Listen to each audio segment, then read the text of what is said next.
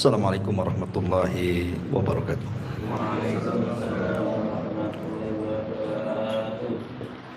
Alhamdulillah wassalatu wassalamu ala Rasulillah wa ala alihi wa sahbihi wa mawalah wa la hawla wa la quwata illa billahi wa ba'du. Hadirin dan hadirat yang dimuliakan Allah Subhanahu wa taala, alhamdulillah di malam hari ini balik kita bisa duduk untuk thalabul ilmi. Salawat dan juga salam kita hadiahkan kepada Rasul kita Nabi besar Muhammad sallallahu alaihi wasallam. Pembahasan di malam hari ini karena kemarin ada yang bertanya kepada saya soal kejadian gempa di Turki. Tetapi kemudian ada berita viral tentang sebelum terjadi gempa ada sinyal dari burung-burung, kemudian juga beberapa ekor anjing sebelum terjadi gempa. Sehingga dia bertanya, apakah ada kaitan antara perilaku beberapa hewan yang di luar kebiasaan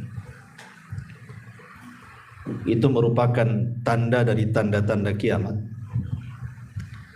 atau hanya sekedar tanda-tanda akan terjadinya bencana besar, atau hanya perilaku tabiat saja.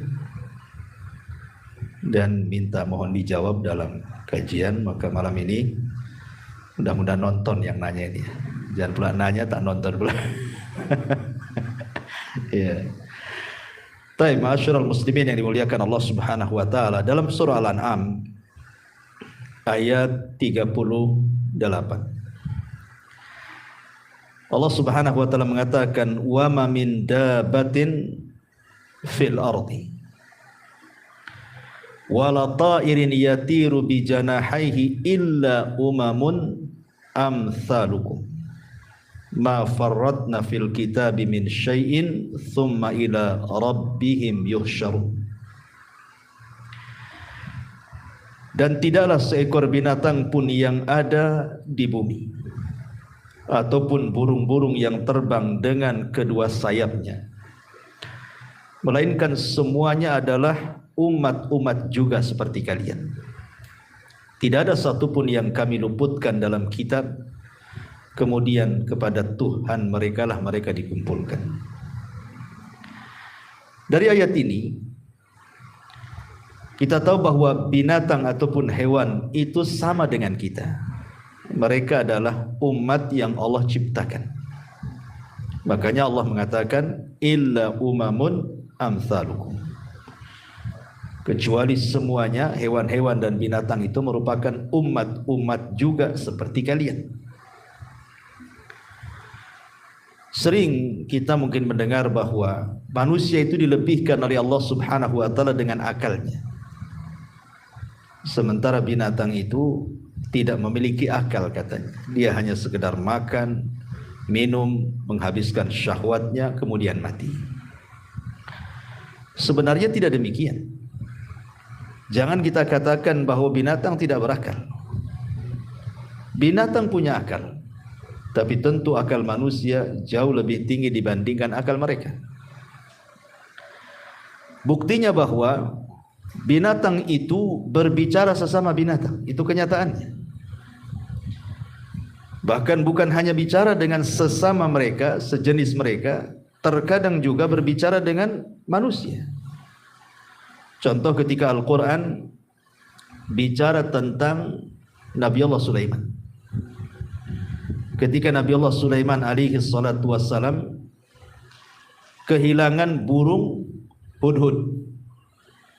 Ketika itu Nabi Sulaiman berusaha untuk mencari hudhud, tapi hudhud juga tidak ketemu. Akhirnya kemudian Nabi Allah Sulaiman mengancam hudhud tersebut. Dia akan menyembelih, mengazab dengan keras, atau mendatangkan alasan, kan gitu. Kemudian setelah beberapa saat rupanya hudhud datang. Kemudian Hudhud memberikan alasan, terjadilah dialog antara Hudhud dan Sulaiman, ya kan? Di mana Hudhud mengatakan bahwa aku memiliki pengetahuan yang engkau tidak punya. Kemudian dia bercerita, aku terbang sampai ke Yaman.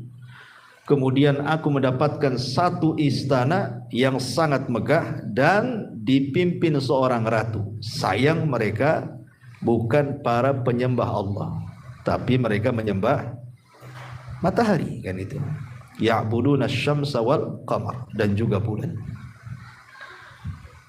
Akhirnya kemudian Sulaiman pun mengirim surat lewat Hudhud. Singkat cerita, akhirnya semua yang ada di kerajaan itu, Ratu Balqis dan seluruh umat yang ada di situ masuk ke dalam Islam. Maksudnya ke agama Sulaiman. Berarti menunjukkan bahwa Hudhud inilah wasilah hidayah masuk Islamnya Ratu Balqis dan orang-orang Saba, ya kan? Syahidnya di sini terjadi dialog. Kalau tidak berakal tidak mungkin berdialog, ya kan? Ya. Kemudian juga masih kisah Sulaiman. Ketika Nabiullah Sulaiman bergerak dengan pasukannya, kemudian Raja Semut bicara dengan pasukannya dan mengatakan, ya ayyuhan namlu udkhulu masakinakum la yakhtimannakum Sulaiman wa junuduhu wa hum la yash'urun, kan itu. Wahai pasukan semut, segera kalian masuk ke rumah-rumah kalian. Jangan sampai Sulaiman menginjak kalian, sementara dia tidak tahu kalau dia sedang menginjak kalian. Dialog sesama semut dan dialog antara burung Hudhud dengan Nabi Sulaiman menunjukkan mereka punya akal, kan gitu ya. Kalau tidak punya akal, kenapa bisa terjadi dialog, bicara? Ya.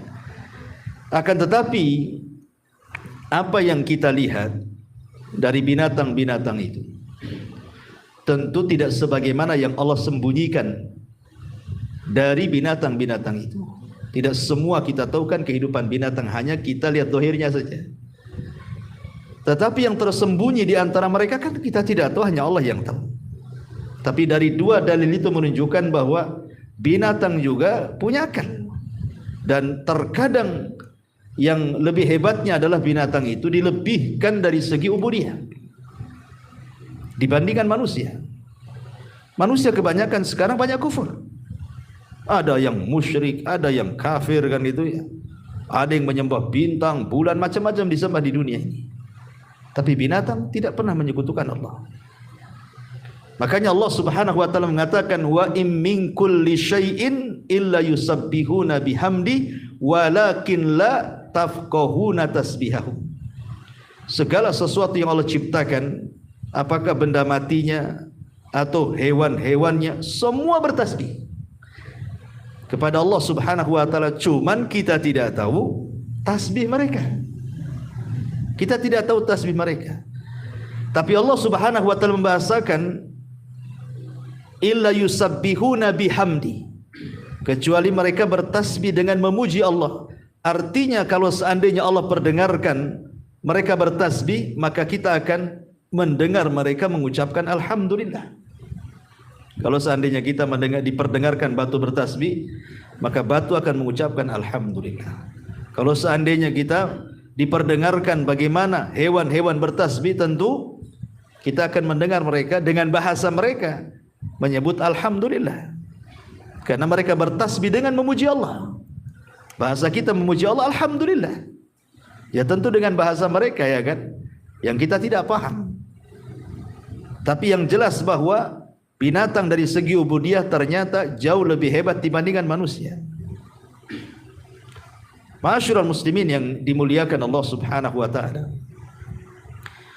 Kemudian juga yang perlu dipahami dari hewan ini bukan hanya sekedar ubudiyahnya saja mereka itu. Tetapi kita tahu bahwa tidak ada satupun hewan yang Allah ciptakan tercipta sia-sia, nggak ada.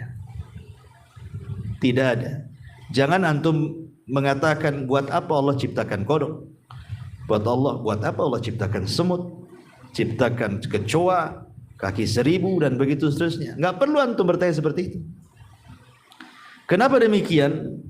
Karena tidak ada satupun ciptaan Allah Subhanahu wa taala itu yang sia-sia. Semua ada manfaatnya. Dan itu ditunjukkan di dalam sebuah ayat di dalam Al-Qur'anul Karim. Allah Subhanahu wa taala berfirman di sini bahwa tidak ada satupun ciptaan Allah yang sia-sia.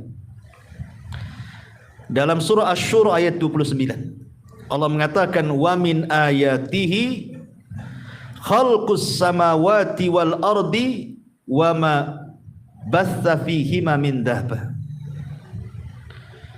Dan di antara tanda-tanda kuasa Allah, di antara tanda-tanda kuasa Allah Subhanahu wa taala adalah Allah menciptakan langit dan bumi serta menciptakan dabah, binatang-binatang. Jadi binatang-binatang yang Allah ciptakan itu adalah kuasa Allah. Tidak mungkin ketika Allah menunjukkan kekuasaannya main-main, mustahil. Ya, tidak mungkin Allah ketika menciptakan sebuah perkara yang itu menunjukkan kekuasaannya abath, tidak ada faedahnya. Tidak. Ya, ciptaan Allah Subhanahu wa taala itu semua ada hikmah di dalamnya, diketahui atau tidak, ada hikmah. Termasuk kenapa Allah menciptakan iblis, Fir'aun, Namrud, semua ada hikmahnya. Tidak ada satupun ciptaan Allah Subhanahu wa taala yang abath, yang main-main itu tidak ada. Ya. Ma'asyiral muslimin yang dimuliakan Allah Subhanahu wa taala, taib. Allah Subhanahu wa taala terkadang memberikan penglihatan kepada binatang itu jauh lebih tajam dibandingkan penglihatan manusia. Jauh lebih hebat, lebih tajam dibandingkan manusia. Satu dunia sejak zaman dulu sampai sekarang tidak ada orang yang melihat malaikat kecuali memang orang-orang tertentu yang diperlihatkan, kan? Nabi di ketika Isra Mi'raj, atau Nabi Adam ketika dulu diperciptakan, ya kan? Tetapi kebanyakan manusia tidak sanggup melihat malaikat kecuali dalam bentuk tasyakul. Makanya malaikat menjelma sebagai manusia. Seperti hadis Umar bin Khattab radhiyallahu an, Jibril menjelma orang yang sangat putih bersih, rambutnya hitam, pakaiannya putih, ya nampak dalam bentuk ketika dia tasyakul, beralih rupa. Tapi dalam bentuk asli tidak ada yang tahu seperti apa bentuk malaikat. Kita hanya tahu sifat-sifatnya dari Nabi saja, bahwa malaikat itu bersayap dan Jibril itu punya 600 sayap. Dan Al-Quran menjelaskan bahwa malaikat bersayap. Ada yang 2, ada yang 4, ada yang banyak sekali. Ya. Tetapi perhatikan hadis Abu Hurairah radhiyallahu an. Nabi SAW bersabda dalam hadis yang dikeluarkan Bukhari dan Muslim itu, Idza sami'tum siyahad diyaki fas'alullaha min fadli fa innaha ra'at malakan. Nah, perhatikan di sini. Apabila engkau melihat kokokan ayam,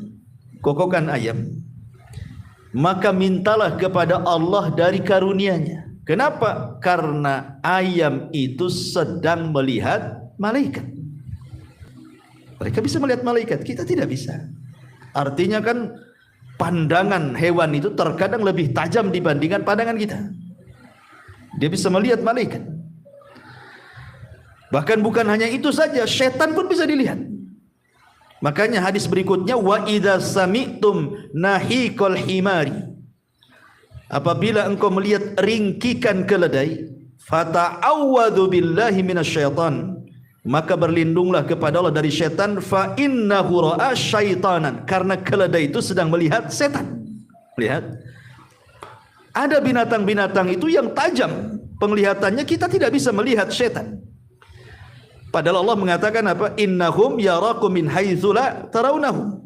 Mereka bisa melihat kita, kita tidak bisa melihat mereka. Tapi ada binatang yang mampu melihat mereka. Melihat malaikat. Berdasarkan hadis Abu Hurairah radhiyallahu anhu di sini. Dalam riwayat, idza sami'tum nubahal kilab wa nahiqal humri bil laili fata'awwadhu billahi fa innahunna yarayanna ma la tarawna. Apabila kalian mendengar gonggongan anjing atau ringkikan keledai tengah malam, maka berlindunglah kepada Allah, Karena anjing dan keledai itu sedang melihat sesuatu yang kalian tidak bisa melihatnya, ya kan? Menunjukkan apa? Pandangan hewan ternyata lebih tajam dibandingkan manusia. Bisa melihat hal-hal yang gaib. Ini dari segi pandangan, ya. Dari segi pendengaran, hewan itu terkadang dia lebih tajam pendengarannya. Bayangkan saja ma'asyiral muslimin yang dimuliakan Allah Azza wa Jalla. Hewan-hewan itu mampu mendengar orang yang diazab di kuburan. Kita tidak bisa mendengar. Tapi hewan bisa mendengar orang yang sedang diazab itu. Dan itu ditunjukkan dalam hadis Nabi SAW. Ketika Nabi SAW mengatakan, Innal abda idza wada'a fi qabrihi wa tawalla anhu ashab. Apabila seorang hamba diletakkan di liang lahat, kemudian dipendam, kemudian orang yang mengantarnya sudah mulai balik pulang, ya. Apa yang terjadi? Kemudian datang Munkar dan Nakir bertanya kepada sang mayit itu tentang 3 soalan. Man rabbuka wa man nabiyuka wa ma dinuka. Kalau mereka tidak bisa menjawab, thumma yudrabu bimitrakin min hadidin dharbatan baina udhunaihi. Maka dia akan dipukul dengan gada dari besi, sekali pukulan di antara 2 telinganya, fayasihu sayhatan, dia pun menjerit kesakitan, yasmauha man yalihi ghaira thaqalaini al-insi wal jin. Maka akan mendengar makhluk di sekitarnya kecuali manusia dan jin. Siapa makhluk di sekitarnya? Dalam riwayat tasma'uhul bahaim, di mana bahaim itu binatang-binatang ternak mendengarnya. Kalimat bahaim itu artinya kambing, sapi, unta, itu disebut bahaim. Makanya Allah mengatakan bahimatul an'am. Hewan yang dikurbankan itu harus dari minal bahaim, kan itu. Bahaim itu maksudnya kambing, sapi, unta. Nah, itu maksudnya bahaim. Dalam riwayat tasma'uhul bahaim, atau bahaim itu artinya hewan-hewan. Jadi hewan-hewan itu bisa mendengar. Ya, orang yang sedang diadab di kuburan, manusia tidak bisa mendengar. Makanya dalam hadis yang disahihkan oleh Syekh Nasiruddin Albani rahimahullahu taala yang dikeluarkan Imam Tabrani dari Ummu Bashir radhiyallahu anha, kata Nabi SAW, ista'idzu billahi min adzabil qabri, innahum yu'adzabuna fi kuburihim adzaban tasma'uhul bahaim. Berlindunglah kepada Allah dari azab kubur, karena mereka diazab di kubur-kubur mereka dengan azab yang pedih yang hanya bisa didengar oleh bahaim, hewan-hewan saja. Menunjukkan bahwa pendengaran hewan itu luar biasa, ya kan? Dia punya ketajaman mendengar melebihi manusia, punya penglihatan yang jauh melebihi pandangan manusia, bahkan punya insting yang luar biasa. Punya insting yang luar biasa hewan-hewan itu, sehingga mereka mampu mendeteksi hal-hal yang bisa membahayakan kepada mereka. Nanti saya akan jawab dari pertanyaan itu. Tapi bertolak dari sini, ma'asyiral muslimin yang dimuliakan Allah Azza wa Jalla, apakah kemudian perilaku-perilaku binatang yang aneh yang kita saksikan di media, sebelum terjadi gempa, sebelum terjadi gunung meletus, sebelum terjadi tsunami, kan banyak keanehan-keanehan itu kan, ya. Apakah itu satu, dia adalah tanda dari tanda-tanda kiamat? Maknanya kiamat sudah dekat. Satu, ini yang harus dijawab. Yang kedua, apakah dia hanya sekedar sinyal saja bahwa dengan perilaku binatang yang aneh yang tidak biasa itu menandakan akan terjadi musibah besar, gempa kah, tsunami kah, gunung meletus kah, dan begitu seterusnya? Atau itu hanya tabiat biasa binatang? Pertama saya jawab, ya. Apakah dia dari tanda-tanda kiamat? Maka kita katakan tidak ada satupun riwayat, baik Al-Quran, baik hadis Nabi SAW, bahwa perilaku-perilaku aneh binatang sebelum terjadi musibah itu satu di antara tanda-tanda kiamat. Tidak besar, tidak kecil. Maksudnya tidak masuk dalam tanda-tanda kiamat kecil, tidak juga masuk pada tanda-tanda kiamat besar, karena tidak ada. Contoh umpamanya sebelum terjadi tsunami banyak ikan, ya kan pernah terjadi itu. Sebelum terjadi itu kan ikan banyak, nggak ada biasa, kok tahu ikan banyak. Kemudian di Cina tiba-tiba kemudian kodok semua loncat ke jalan raya, entah berapa ribu kodok di jalan raya. Setelah itu terjadi gempa, ya. Atau di Wuhan sebelum terjadi gempa di Cina itu kan harimau itu sampai menabrak-nabrakan kepalanya itu di pintu-pintu. Setelah itu terjadi gempa. Bahkan saya baca di artikel itu ketika sebelum terjadi tsunami, gajah-gajah itu di Sumatera sana itu berperilaku aneh, seolah-olah tahu ada tanda seperti itu. Ya termasuk yang terbaru yang viral sekarang kan, ya sebelum terjadi gempa di Turki ya. Semoga Allah melindungi mereka. Jadi terjadi aneh, burung itu tiba-tiba dengan kawanannya berkumpul di satu tempat kemudian terbang memutar kan gitu. Dan banyak lagi. Terus di mana itu? Di Kango saya baca itu ketika sebelum terjadi tsunami, mereka melepaskan kura-kura kecil. Kura-kura itu tidak mau masuk laut, balik lagi. Habis itu terjadi tsunami kan? Kan aneh perilaku seperti ini. Ada lagi kambing yang mutar-mutar 12 hari itu sudah mati semua. Kan gitu ya. Tapi itu katanya karena penyakit itu. Karena kan nggak terjadi apa-apa, habis itu mati semua, ternyata dideteksi oleh pihak kesehatan itu penyakit gitu. Ya, penyakit kambing wallahualam. Tapi kan aneh sebab viral itu kambing putar-putar 12 hari habis itu mati juga. Nggak berhenti 24 jam, 12 hari. Tapi kan aneh itu kan bagi kita itu kan. Perilakunya kok aneh-aneh gitu. Kalau ini memang menunjukkan dekatnya kiamat, maka kita katakan tidak benar. Kenapa? Karena diutusnya Nabi SAW saja sudah pertanda dekatnya kiamat. Rasul yang mengatakan saya dan hari kiamat itu seperti dua jari begini. Ana was-sa'atu kahataini. Saya dan kiamat seperti ini. Kemudian dirapatkan kata Nabi. Artinya diutusnya Nabi saja sudah mendekati kiamat, tapi tak kiamat-kiamat. Ya. Wafatnya Rasul tanda-tanda kiamat. Peperangan para sahabat mulai dari perang Jamal, perang Siffin, perang Nahrawan gitu ya. Tanda kiamat. Terbelahnya bulan tanda kiamat kan itu. Tapi tidak ada dalam hadis-hadis yang sahih tanda-tanda kiamat itu adanya perilaku binatang yang berbeda dengan kebiasaannya. Kalau itu adalah tanda dekatnya kiamat, sejak dulu juga banyak tanda-tanda yang menunjukkan dekatnya kiamat. Toh sampai hari ini juga gak kiamat-kiamat gitu maksudnya kan. Jadi kita katakan ini bukan tanda-tanda kiamat, tidak masuk dalam tanda-tanda kiamat kecil, tidak pula masuk dalam tanda-tanda kiamat besar. Karena tanda-tanda kiamat kan besar jelas. Dimulai dengan Imam Mahdi, kemudian muncul Dajjal, kemudian turun Isa bin Maryam, kemudian Ya'juj dan Ma'juj, kemudian matahari terbit dari arah barat, kemudian ada dukhan. Nah, kemudian setelah dukhan terbit matahari dari arah barat, kemudian setelah itu ada binatang yang melata, kemudian setelah itu terjadi gempa di arah timur, barat dan jazirah Arab, kemudian api yang menggiring manusia ke tempat kumpul mereka di Syam. Jelas tanda-tanda kiamat besar kan? Tidak ada di situ. Tanda-tanda kiamat kecil pun tidak masuk. Walaupun menjadikan kebingungan para ulama kan, karena ini kan kejadian ini kan akhir-akhir ini saja terjadi. Sebelum-sebelumnya kan nggak ada gitu ya. Sehingga menjadi pertanyaan gitu ya, menjadi pembahasan para ulama juga.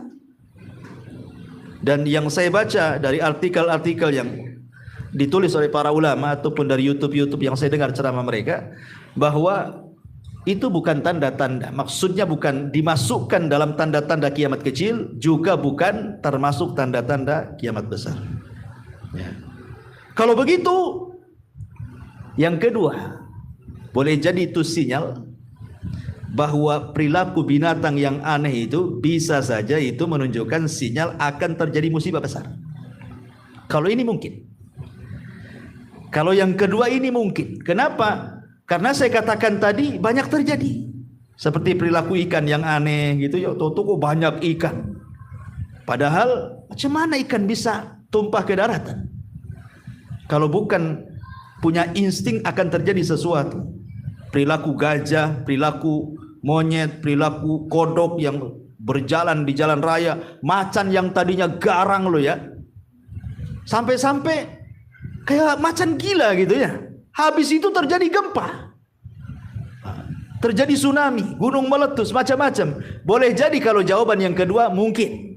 Karena saya katakan tadi binatang punya insting yang lebih di antara manusia. Mereka bisa melihat lebih tajam dibandingkan kita, bisa mendengar lebih hebat dibandingkan kita. Bahkan alat teknologi sekalipun tidak bisa mengalahkan hebatnya sinyal daripada binatang. Seperti nyamuk umpamanya kan. Sehebat apapun pesawat tidak punya alat seperti nyamuk yang bisa mendeteksi di kegelapan panas. Sehingga walaupun digelapkan antum tidur di mana saja, tahu nyamuk itu di mana. Coba gelapkan, tahu nyamuk itu antum di mana, tahu. Tidak ada radar pesawat yang seperti hebatnya seperti nyamuk ini, Jan. Artinya dia punya sesuatu yang tidak dimiliki manusia, bahkan alat secanggih apapun. Buktinya kalau terjadi musibah, banyak binatang selamat dan banyak manusia mati. Ya kan? Banyak binatang yang selamat karena mereka sudah tahu duluan gitu akan terjadi itu. Seperti burung-burung sudah tahu akan ada tornado, mereka dah kabur duluan. Manusia tidak paham kalau itu sinyal. Bahkan manusia sudah berusaha pun umpamanya kan dari pihak BMKG atau apa sudah meletakkan alat-alat kan bahwa akan terjadi tsunami, akan terjadi gempa, kecolongan juga. Boleh jadi mungkin alatnya sudah kadaluarsa atau apa tuh kan? Ya. Ternyata nggak sempat menyelamatkan, habis juga. Contoh di Turki sekarang. Saya nggak yakin kalau tidak ada alat-alat pendeteksi gempa itu setiap negara pasti punya. Apalagi Turki ini kan negara yang luar biasa maju gitu ya, pasti punya kan. Tetapi rupanya tsunami gempa lebih dulu daripada sinyal alatnya. Sebab kalau seandainya alat itu mendahului, tentu mereka akan selamat. Paling gedungnya aja ngeroboh kan. Rupanya gempa yang mendahului kan itu daripada alatnya kan itu. Sampai sekarang berapa? 20.000 lebih kan korban itu. Subhanallah, saya nggak kebayang ikhwan. Kita lihat saja korban di Lombok lah yang pernah kita rasakan di negeri kita itu. Sampai saya dapat cerita itu. Ada orang kena timpa tuh karena nggak ada alat berat. Untuk ngoreknya aja setengah mati. Nunggu alat berat sampai 2-3 hari coba. Mereka kan kehausan. Jadi kalau dikasih makan tuh dari lubang gitu. Kasih coba. Nunggu alat berat. Gimana kalau sekarang kayak di Turki itu ya kan? Yang mereka ndak ada yang ngasih minum, ngasih makanan gitu, mungkin karena ditimpa reruntuhan, belum lagi yang mereka rasakan dari ya mungkin kena luka, kena apa gitu, mati pelan-pelan coba ya kan. Nggak ketolong kan, nggak kebayang itu. Makanya dari sini pentingnya bahwa jangan pernah merasa aman dari azab Allah Subhanahu wa taala. Jangan katakan itu kan gempa di Turki. Jangan salah. Ya, sehebat apapun Jepang itu teknologi mereka, kena juga. Kurang apa hebatnya Jepang itu? Ya. Teknologinya tingkat dewa, tetap juga kena. Ya. Dari sini menunjukkan bahwa tidak ada yang bisa menahan kuasa Allah. Tidak ada yang bisa menahan kuasa Allah. Sehebat apalah manusia itu. Kalau Allah sudah berkehendak itu kun fayakun, tidak bisa dicegah. Ma'asyiral muslimin yang dimuliakan Allah Azza wa Jalla. Tetapi kalau yang ketiga ini tabiat, ya mungkin tidaklah. Kalau memang itu tabiat binatang, karena kan binatang kan tidak bertabiat seperti itu. Kalau tidak ada apa-apa, binatang kan biasa-biasa saja kan gitu ya, mengikuti tabiatnya dia. Tetapi ketika kemudian bertabiat aneh kan sekali-kali saja, dan rupanya umumnya ya kita lihat itu sinyal adanya bencana. Kebanyakan kalau sudah tabiatnya berubah itu biasanya terjadi bencana. Tetapi bagi kita, tentu orang yang beriman, sikap kita kan bukan seperti orang-orang yang kafir. Mungkin orang kafir mengatakan itu tabiat. Jangankan perilaku binatang yang aneh dikatakan tabiat. Gempa saja dikatakan biasa. Itu geser lempengan saja katanya. Ya kan? Gunung meletus ya biasa saja. Gempa biasa katanya. Ya itu ada lempengan yang bergeser. Atau mungkin gerhana ya biasa saja. Tiap tahun juga terjadi gerhana. Itu kalau pandangan orang-orang kafir. Tapi kita pandangan orang yang beriman berbeda. Kenapa? Karena Allah Subhanahu wa taala mengatakan wa ma nursilu bil ayati illa takhwifa. tidaklah kami utus tanda-tanda kuasa Allah Subhanahu wa taala kecuali hendak menakut-nakuti hambanya. Bagi kita orang yang beriman, gerhana itu bukan perkara biasa. Karena buktinya setelah terjadi gerhana itu ada juga musibah kan? Sinyal juga tuh. Berapa banyak setelah terjadi gerhana tahu-tahu gempa, ya kan? Tahu-tahu ada musibah di mana-mana. Boleh jadi ketika Allah sedang menakut-nakuti kita, kita pula tak takut. Ya. Artinya bagi seorang yang beriman itu kejadian-kejadian aneh ataupun terjadinya gempa, terjadinya tsunami, gunung meletus atau gerhana, bagi kita itu bukan persoalan biasa, bukan. Bukan persoalan teori, tidak. Allah sengaja mengirim bencana-bencana itu untuk menakut-nakuti hambanya. Untuk apa? Untuk supaya kita kembali. Makanya ketika terjadi gerhana total di zaman Rasul, gerhana matahari, itu kan kejadiannya dengan kematian Ibrahim, putra Nabi. Kan kejadiannya itu kan Ibrahim meninggal, putra Maria Kiptia, putra Nabi, terjadi gerhana total matahari, gelap Madinah. Kalau sekarang ada listrik, nggak ngaruh, gerhana total tetap aja terang, kan gitu ya. Zaman sekarang mana ada tahu gerhana total nggak total sama saja. Total cetek listrik, tak ada gelap. Di zaman itu kan susah penerangan. Kalau gelap ya gelap sekali. Makanya wajar ketakutan. Sampai Rasul itu ketinggalan sesuatu yang dipakai, saking takutnya menuju masjid. Ada yang ketinggalan. Kemudian Rasul mengatakan as-salatul jami'ah, as-salatul jami'ah. Kemudian Rasul mengajak salat kusuf. Kemudian Rasul itu berkhutbah luar biasa, khutbahnya mengingatkan tentang hari akhir dan mengingatkan tentang bahaya maksiat. Kemudian Rasul SAW mengatakan apa? Sesungguhnya gerhana ini bukan karena kematian, bukan pula karena kelahiran, bukan karena kematian anakku, bukan pula ada yang lahir orang besar. Dah, kata Rasul.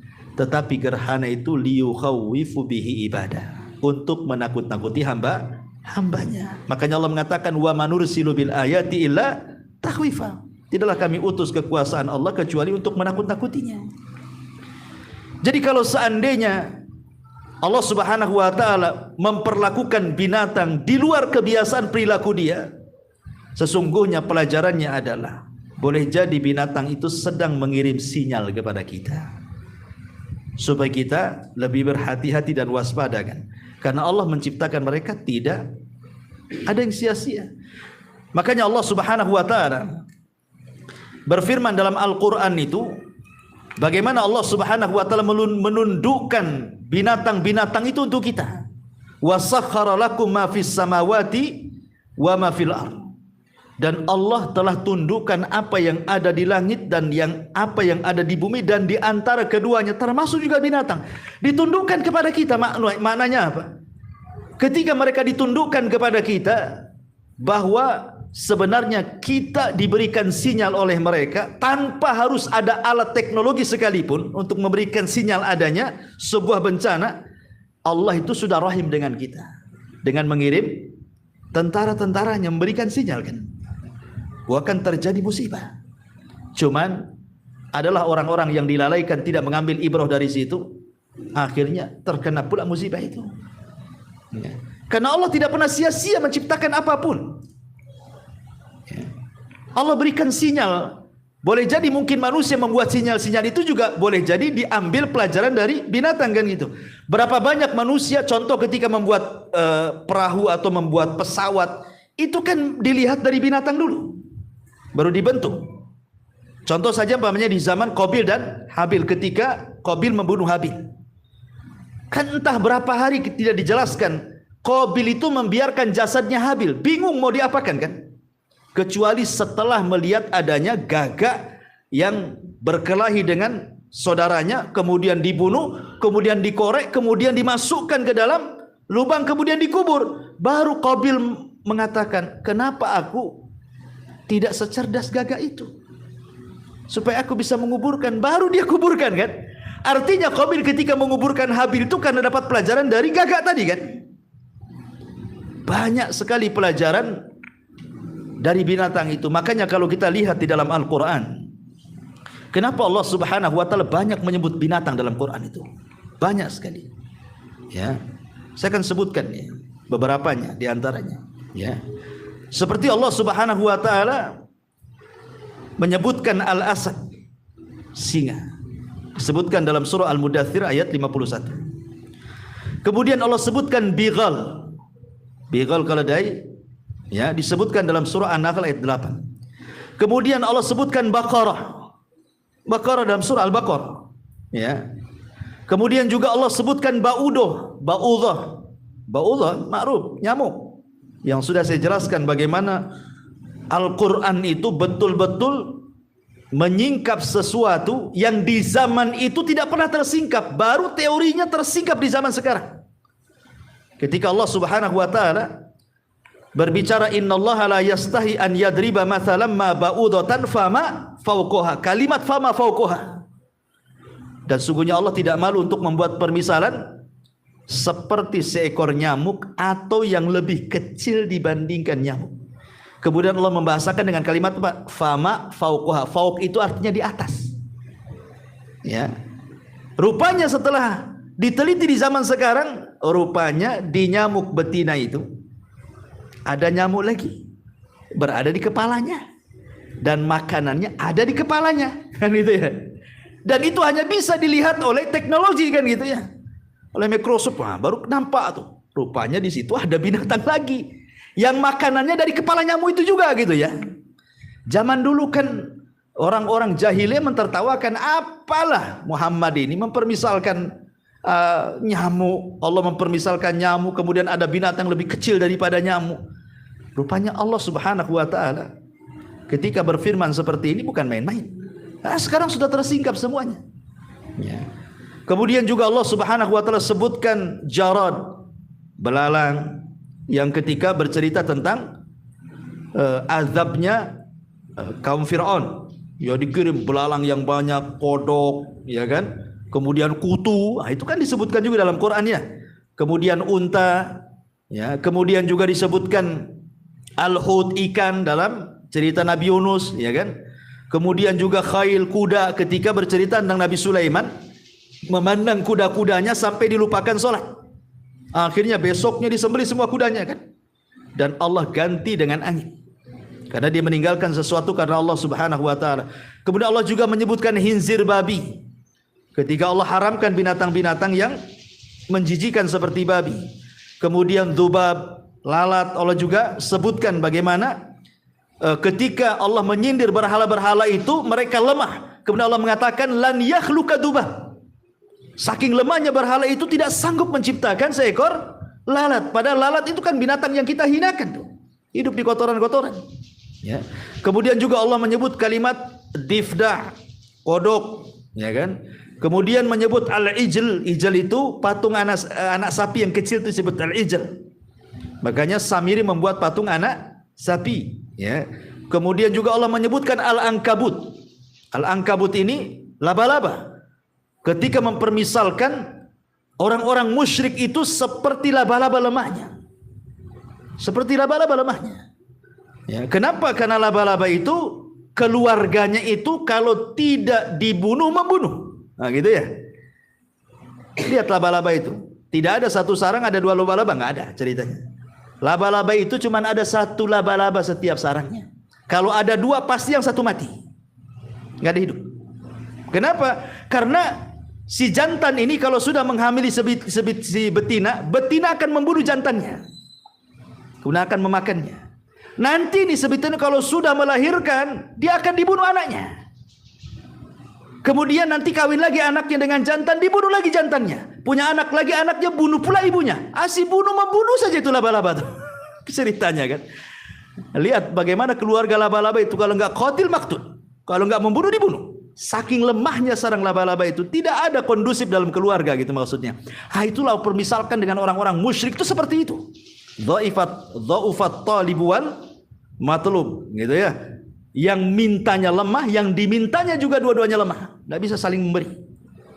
Ya.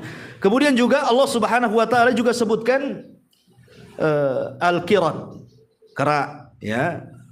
Seperti kutukan kepada Bani Israel. Mereka dikutuk jadi kera. Kemudian kumal kutu, kemudian al-kalbu anjing, kemudian juga al-maiz, ya, kambing, ya, kambing bahasa kitanya kambing kacang, ini disebut maiz itu ya. kemudian nakhlah, tawon, namal, semut, hudhud, kemudian juga alfil, gajah gitu ya. Kemudian juga al-ghurab, gagak, kemudian dabatul ar, dan binatang-binatang yang melata yang lainnya. Artinya sebanyak ini Allah sebutkan binatang-binatang, tidak mungkin kalau tidak ada pelajarannya. Semua ada pelajaran. Binatang yang Allah sebutkan dalam Al-Quran itu ada ibrah dan pelajarannya. Kalau kita kupas satu persatu, dan saya pernah dulu ya kalau nggak salah mengupas tentang binatang-binatang pemberi risalah hidayah, dan juga binatang-binatang justru yang menyesatkan manusia, memasukkan orang ke neraka. Ya, entah tahun berapa dulu ya. Intinya bahwa binatang-binatang yang berperilaku aneh di tengah-tengah kita ini jangan dianggap remeh, gitu maksudnya ya. Boleh jadi akan terjadi sesuatu, jangan dianggap biasa ya, karena orang yang beriman itu tidak mungkin melihat kejadian seperti itu kejadian biasa.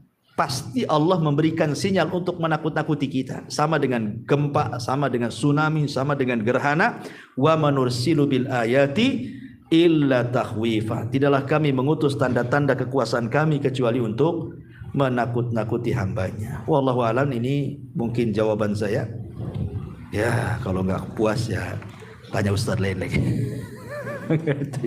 Ya, ya, taib. Sebelum saya tutup, mungkin antum ada yang bertanya, silakan.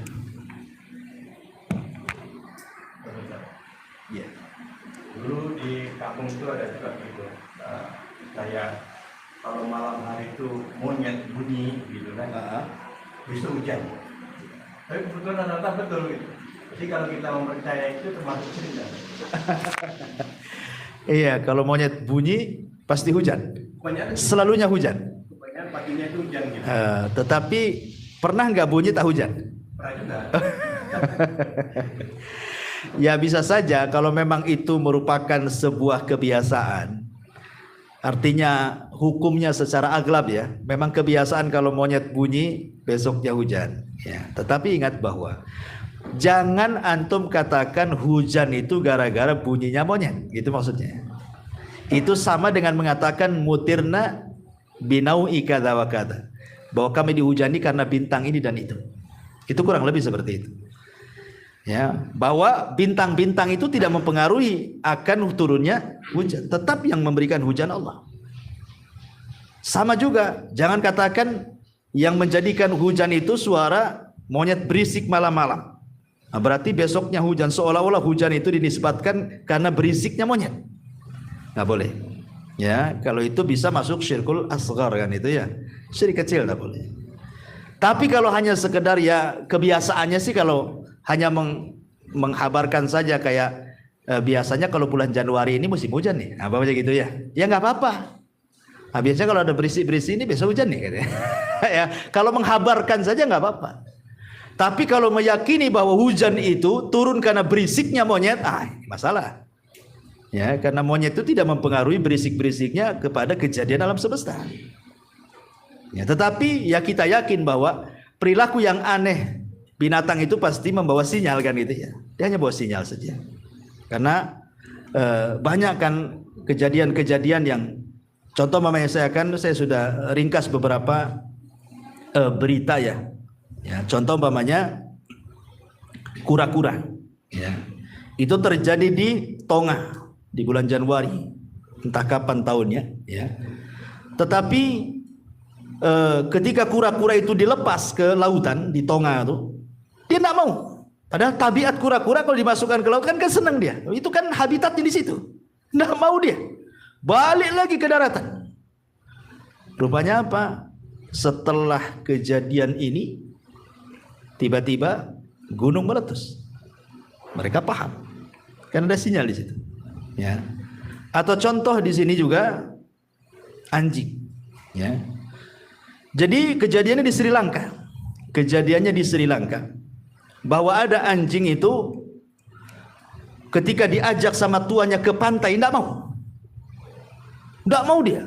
Jadi dia ngamuk, nggak mau, diseret-seret tak mau. Rupanya anjing itu sudah punya insting. Karena ketika serang beberapa hari setelahnya tahun 2004 itu terjadi tsunami. Di Sri Lanka itu terjadi tsunami dan banyak juga yang meninggal. Ya. Kemudian juga burung-burung. Ya, contoh sekarang yang lagi viral ya, lagi viral di YouTube itu kan burung-burung sebelum terjadi gempa Turkiye, bukan Turkiye. Ya. Nah, itu kan habis kejadian aneh dari burung-burung yang sekawanan burung yang aneh perilakunya kan, tiba-tiba selang beberapa hari gempa hebat luar biasa, Masya Allah ya, sampai 9 koma kan itu ya, dan itu ada beberapa susulan kan, 20.000 ini luar biasa yang meninggal. Ya tentu dengan Suriah lah digabung ya kan, makanya perbatasan ya. Saya nggak kebayang Suriah itu sudah perang gitu ya, kalau gempa lagi, Masya Allah ya, penderitaannya luar biasa ya. Kemudian juga burung bango ya, itu terjadi pada tsunami Aceh dan Nias juga ya. Jadi burung-burung bango itu yang biasanya hidup dengan normal di kawasan sekitar pantai itu tiba-tiba berbondong-bondong terbang menjauh, nggak mau lagi di situ, terbang jauh dengan kawanannya dari areal pantai itu. Setelah itu kan terjadi tsunami ya, Aceh dan Nias gitu ya, dan juga ikan-ikan yang banyak tuh. Kemudian gajah ya, juga disebutkan saat gajah memberontak, tidak tenang, kemudian kayak gerah gitu ya. Nah, itu pun terjadi, dan menurut penelitian memang gajah itu punya insting yang luar biasa dia. Gajah itu memang luar biasa punya insting, akan terjadi gempa dia tahu tuh, gajah itu. Dan itu juga kejadiannya ketika terjadi tsunami di Sumatera gitu ya. Kemudian juga lebah ya, singa lah yang aneh itu ya. Kalau antum lihat di YouTube itu di Cina itu singa itu tahulah binatang yang sangat agresif ya, kayak singa sinting, gila kayak mabau itu. Semua diterjang dia ya, semua diterjang dia sama kepalanya. Tetapi kan setelah itu apa yang terjadi? Terjadi bencana alam luar biasa di Cina itu. Kemudian kalau domba-domba yang di YouTube putar-putar 12 hari itu ada tuh, saya lihat 12 hari putar harusnya mati semua. Ternyata setelah diteliti oleh ahli-ahli kesehatan itu karena penyakit saja ya. Tapi kan kalau kita lihat dari berbagai macam negara dan negara kita juga gitu ya, memang Allah Subhanahu wa taala itu Maha Rahim dengan kita. Memang memberikan sinyal-sinyal binatang-binatang itu lebih mendahului dibandingkan alat-alat yang kita pakai. Terkadang alat-alat itu rusak, gak berfungsi. Ya kalau binatang kan alatnya tak rusak dia. Dia tahu itu kalau kita paham gitu ya. Tapi alhamdulillah dengan berbagai macam musibah saya lihat di negeri kita ini, kalaupun ada gempa, ada apa itu lebih sedikit korbannya. Ya mungkin karena sudah banyak pengalaman gitu ya. Kalau terjadi gempa harus kemana larinya. Tapi kalau di luar negeri coba sekarang kayak Turki kan udah lama tahun berapa kemudian gempa lagi sekarang kan. Ya persis seperti awal bencana di negeri kita juga. Ya, tapi yang jelas bahwa sekali lagi bahwa gempa dimanapun berada, mau di Turki jauh di hampir ke daratan Eropa sana, itu sebuah sinyal tanda-tanda Allah sedang menakut-nakuti dunia sebenarnya. Mau nggak kita kembali kepada Allah atau tidak? Karena semua kejadian alam semesta, semua keanehan binatang dan perilaku yang tidak biasa itu hanya satu sebenarnya, menunjukkan bahwa Allah itu ahad. Allah itu satu. Dialah yang mengatur alam semesta. Dialah mudabbirul amr, yang mengatur semuanya. Menjadikan negeri ini tenang, menjadikan negeri ini kacau, menjadikan gunung ini tenang, menjadikan gunung ini hancur, dan begitu seterusnya. Semua di tangan Allah Subhanahu wa taala. Wallahu alam. Saya kira cukup ya. Dan ada manfaatnya. Subhanakallahumma bihamdika asyhadu an la ilaha illa anta astaghfiruka wa atubu ilaik. Allahu taala alam. Assalamualaikum warahmatullahi wabarakatuh.